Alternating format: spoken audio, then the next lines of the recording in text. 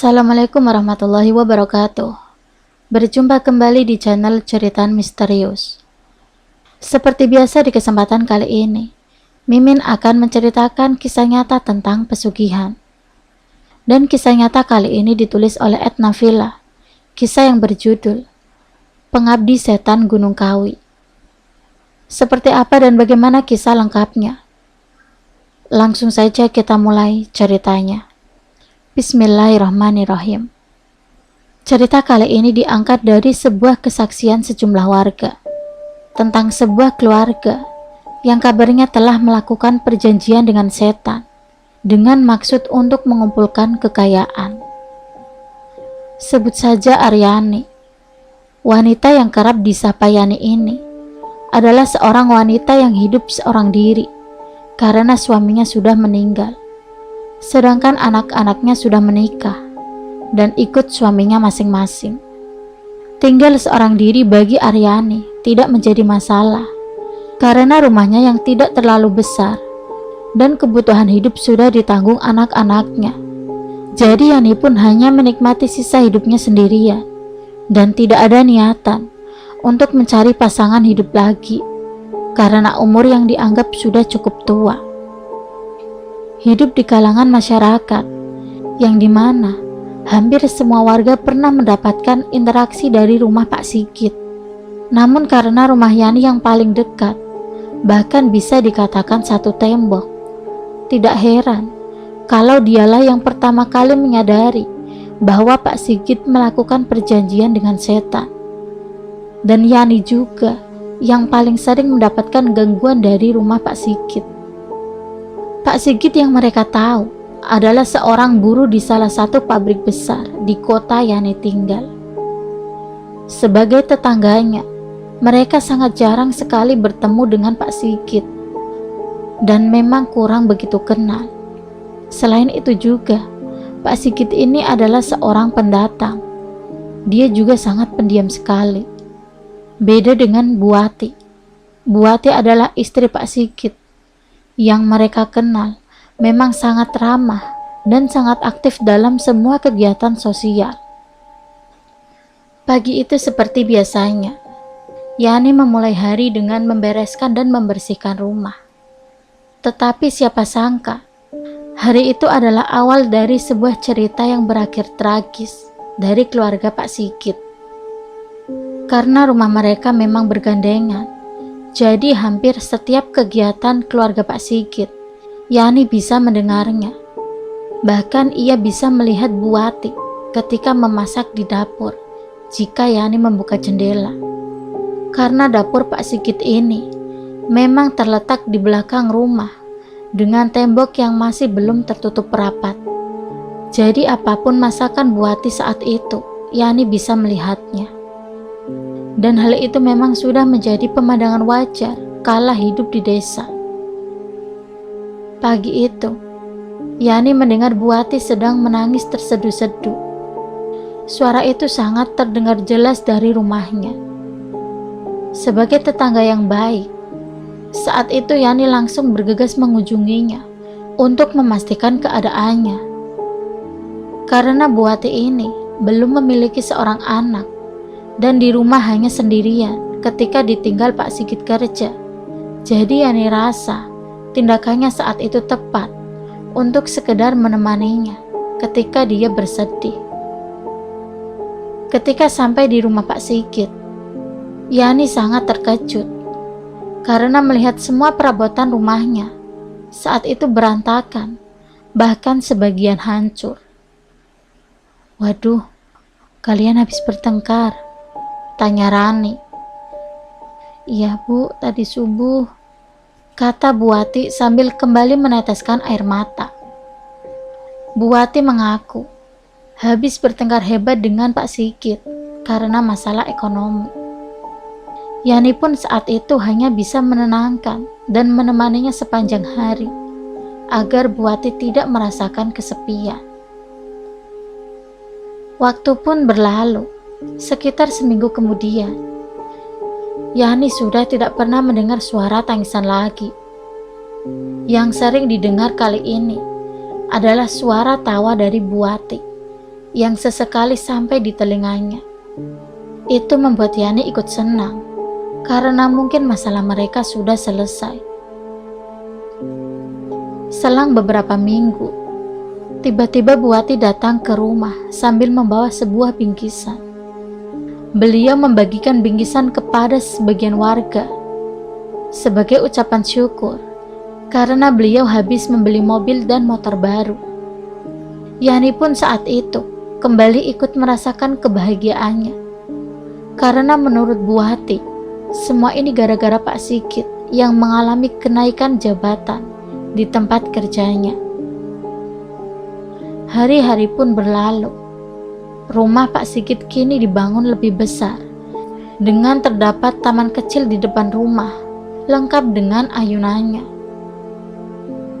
Singkat cerita, semua perubahan menjadi kecurigaan ketika hampir setiap malam Yani mencium aroma bunga melati dari arah rumah Pak Sigit. Seringkali Yani berkunjung ke rumah Pak Sigit untuk memastikan keberadaan tanaman tersebut. Dan anehnya, Yani tidak pernah menemukan sumber wewangian itu. Semakin hari, Yani semakin merasakan ada keanehan di rumah Pak Sigit. Jadi ia tidak berani berkunjung lagi ke rumah Pak Sigit, karena menurut warga sekitar, setiap melewati rumah Pak Sigit, mereka selalu mencium aroma bunga melati, dan seringkali warga melihat sosok kuntilanak yang sedang duduk di ayunan depan rumahnya. Jendela rumahnya Yani pun sudah jarang dibuka, karena pernah sekali ia buka dan melihat ke arah rumah Pak Sigit. Yani dikagetkan dengan wanita berwajah sangat menyeramkan berdiri melihat ke arahnya. Mulai saat itu mereka meyakini bahwa Pak Sigit telah melakukan perjanjian dengan setan untuk mendapatkan kekayaan. Tidak hanya di situ saja. Setiap Yani melihat Pak Sigit keluar rumah, pasti di situ ada sosok wanita yang mengikutinya. Kalau lagi bawa mobil, dia selalu di sampingnya. Dan kalau keluar bawa motor, dia juga selalu dibonceng di belakangnya. Pada awalnya memang Yani kira wanita tersebut adalah Bu Wati, tapi ternyata tidak. Hal itu dapat ia pastikan setelah beberapa kali wanita tersebut menoleh ke arahnya. Wajah putih pucat dengan bercampur darah di sebagian wajahnya membuat Yani menduga dia adalah setan. Berita tentang pesugihan Pak Sigit pun beredar dengan cepat dari mulut ke mulut. Dan gosip warga ini tentu saja tidak Yani katakan kepada Bu Wati, karena ia takut menyinggung perasaannya. Beberapa bulan kemudian, Yani sudah tidak pernah lagi melihat Pak Sigit, begitu juga Bu Wati. Beliau sudah jarang sekali keluar rumah. Rumahnya setiap hari tertutup dan hampir tidak pernah menerima tamu. Hingga pada suatu malam, Yani mendengar teriakan yang sangat keras dan suara orang bertengkar hebat dari arah rumah Pak Sigit. Yani yang hanya sebagai tetangga, ia tidak mau ikut campur urusan rumah tangga orang. Akhirnya Yani hanya bisa diam mendengarkan, karena suaranya memang semakin jelas di antara keheningan malam. Suara pertengkaran ini pun semakin keras, dengan sesekali terdengar suara benda jatuh, seakan dibanting ke lantai, dan ditambah seperti ada suara pukulan berkali-kali. Hal itu tentu saja membuat Yani sangat khawatir dengan keadaan Bu Wati. Dan tidak beberapa lama kemudian, Yani mendengar suara mobil Pak Sigit keluar dari rumah dengan kecepatan penuh. Setelah Pak Sigit keluar rumah, Yani mengira saat itu Bu Wati ikut keluar, tapi ternyata tidak.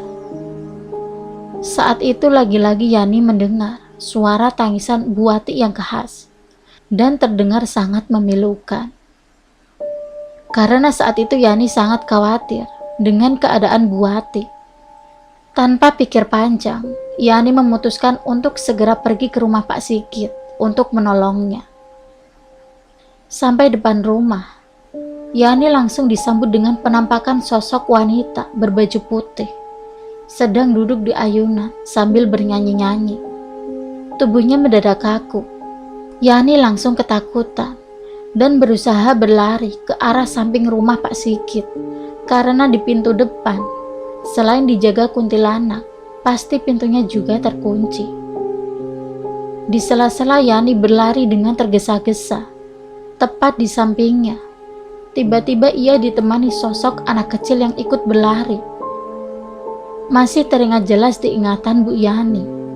Sosok anak kecil tersebut tidak memakai baju dan memiliki mata yang sangat kecil sekali, serta di kepalanya bagian belakang hanya setengah bagian saja. Saat itu Yani sangat ketakutan dengan terus berlari dan coba mencari sumber suara tangisan Buati sambil sesekali memanggil namanya. Dan akhirnya Buati menanggapi panggilannya. Setelah Yani ikuti instruksi Buati, ia pun berhasil memasuki rumah Pak Sigit melalui jendela samping rumah, dan Yani pun menemukan Buati dalam keadaan yang sangat mengagetkan. Buati duduk sambil tubuhnya berlumuran darah dan masih ada sebilah pisau dapur yang masih menancap di bagian pahanya. Yani sangat terkejut melihat itu semua. Ia coba menolong sebisa mungkin. Setelah darahnya dibersihkan dan pisaunya ia tarik keluar, Yani mencoba mengajak Buati untuk keluar rumah. Karena menurutnya, waktu itu Buati dalam keadaan membahayakan jika terus di rumah itu. Dan betapa kagetnya, tawaran itu ditolak Buati. "Ayo keluar Bu, kita cari bantuan, biar suamimu dilaporkan ke polisi," ajak Yani. "Jangan Bu, di sini saja. Nanti kalau kita keluar, aku akan dibunuh sama Mas Sigit. Aku sudah diancam. Jika aku keluar atau cari bantuan, aku akan dibunuh Bu," ucap Buati sambil menangis. "Sudah ayo, aku yang tanggung jawab. Nanti setelah kita berhasil keluar, kamu gak usah balik ke rumah ini lagi. Kita laporin ke warga dan polisi biar ditangkap," paksa Yani. Dan entah mungkin karena ada alasan lain yang memang Yani tidak tahu. Yang jelas saat itu, Buati tetap bersikukuh tidak mau meninggalkan rumahnya saat itu. Yani pun tidak tega meninggalkan dia sendirian dan khawatir akan ada hal buruk yang terjadi. Akhirnya Yani juga memutuskan untuk tetap berada di rumahnya sambil menunggu Pak Sigit. Ketika Yani selesai mengangkat Buati ke atas kursi, tiba-tiba dari arah dapur terdengar suara orang membanting piring, gelas, dan perabotan yang lain. Yani pun pergi ke arah dapur untuk memastikannya, dan ternyata tidak ada seorang pun di dapur saat itu. Tetapi bekas pecahan piring dan gelasnya tetap ada. Yani pun kembali menemani Buati. Bu Wati tahu kan sebenarnya kalau rumah ini sekarang jadi berhantu. Rumah ini tidak cuma berhantu Bu, tapi seolah rumah ini mau dikuasai dan tidak ada yang boleh mendekati apalagi menempati. Warga sekitar sudah banyak yang bilang Bu, ucap Yani menjelaskan. "Iya saya tahu Bu," jawab Buati. "Terus kenapa nggak pindah aja? Keselamatanmu terancam loh Bu kalau di sini terus. Kenapa kamu nggak cerita padaku Bu?" ucap Yani. "Aku nggak bisa cerita banyak Bu. Mas Sigit sekarang jadi aneh. Apapun yang terjadi aku nggak boleh protes. Dan masih banyak lagi," ucap Buati sambil menangis di pundak Yani. Di sela-sela Buati menangis, mereka pun sangat terkejut karena tiba-tiba ada sosok tinggi besar berdiri tepat sekitar 3 meter di depan mereka. Mereka sontak saja langsung teriak dan berlari ke arah dapur. Karena kaki Buati luka, saat itu mereka berlari kecil sambil sesekali Yani memegangi pundak Buati. Dan sebelum sampai di dapur, mereka sudah melihat di meja makan, sudah duduk 3 sosok wanita berbaju putih dan 2 orang anak kecil yang berlari-lari. Mereka pun kembali berteriak dan menuju ke arah kamar tidur. Sesampainya di kamar tidur, mereka langsung mengunci pintunya. Dan tak berselang lama di kamar tidur, tiba-tiba pintu kamar tidur pun digedor-gedor dengan sangat keras. Mereka pun tetap membiarkannya sambil terus berdoa dan ketakutan. Saat itu semua doa sudah Yani baca, dan mereka seolah sedang dikejar-kejar dan diusir oleh semua makhluk halus penunggu rumah itu.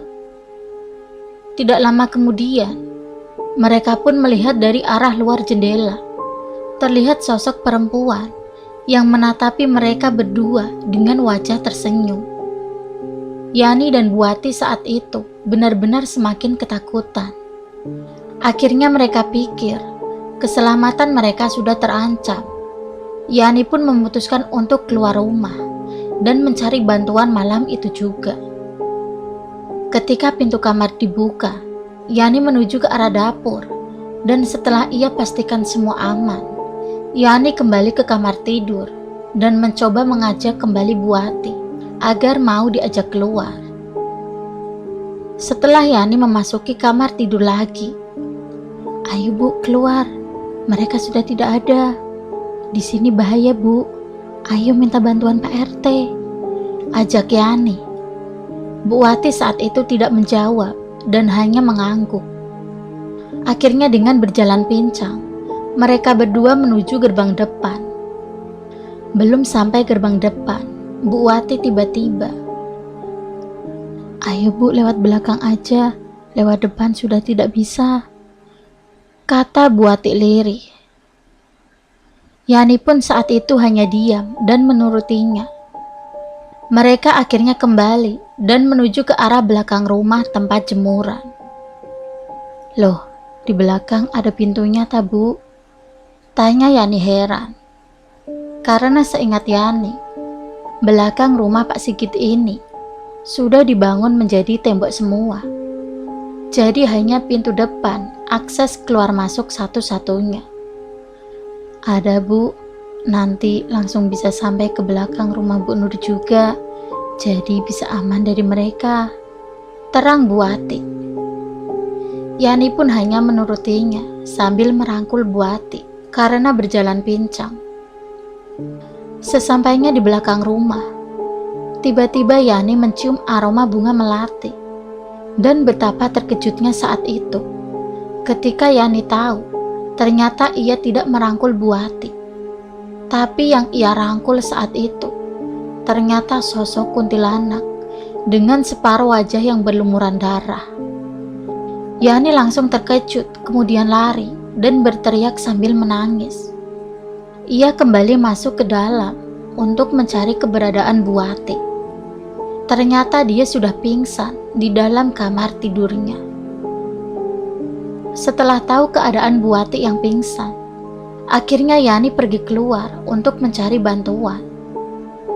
Ketika ia sampai di depan rumah, lagi-lagi ia melihat sosok wanita yang duduk di ayunan sambil tertawa cekikikan. Saat itu juga Yani sudah tidak menghiraukannya. Akhirnya Yani pun membangunkan tetangganya satu persatu, dan memang sangat sulit sekali. Selain waktu yang sudah hampir pagi, ditambah saat itu warga setempat memang takut kalau diajak melewati rumah tersebut, apalagi memasukinya. Jadi saat itu Yani benar-benar kesulitan mencari bantuan. Singkat ceritanya, Yani berhasil membawa beberapa warga untuk menyelamatkan Buati. Sampai akhirnya Buati pun berhasil diselamatkan dan diistirahatkan di dalam rumahnya. Karena saat itu warga sudah heboh, jadi rumah Yani sangat ramai sekali hingga pagi hari. Dan betapa kagetnya mereka semua saat pagi hari ada laporan bahwa Pak Sigit telah mengalami kecelakaan hebat yang mengakibatkan nyawanya Pak Sigit tidak bisa diselamatkan. Saat itu mobil Pak Sigit ditemukan hancur, hingga jasadnya sudah sulit untuk dikenali lagi. Setelah kematian Pak Sigit, Yani terus menemani Buati di dalam rumah tersebut, dan mereka setiap hari melakukan kegiatan religi dengan melibatkan warga sekitar hingga tokoh ulama setempat. Hingga akhirnya, setelah 100 hari kematian Pak Sigit, rumahnya pun dijual, dan kini oleh pemilik barunya, agar jauh dari kesan angker. Kini rumah tersebut sudah terlihat lebih segar dan bagus. Dan setelah kurang lebih 1 tahun berlalu, Buati diketahui sudah menikah kembali dan hidup bersama suaminya yang baru, dengan sesekali datang untuk mengunjungi Bu Yani. Dan uniknya, menurut pengakuan Buati saat itu tidak mengetahui jika suaminya melakukan perjanjian dengan setan yang berasal dari Gunung Kawi, Jawa Timur. Dan semoga cerita ini bisa menjadi pelajaran bagi kita semua, bahwa segala sesuatu yang berurusan dengan setan pasti tidak akan berakhir dengan kebahagiaan. Ambil sisi positifnya dan buang jauh-jauh sisi negatifnya. Terima kasih untuk Anda yang sudah mendengarkan cerita kami. Jika kalian tertarik dengan video kami, silakan tekan like, share, dan komen, dan tekan subscribe untuk mengikuti video kami yang selanjutnya. Wassalamualaikum warahmatullahi wabarakatuh.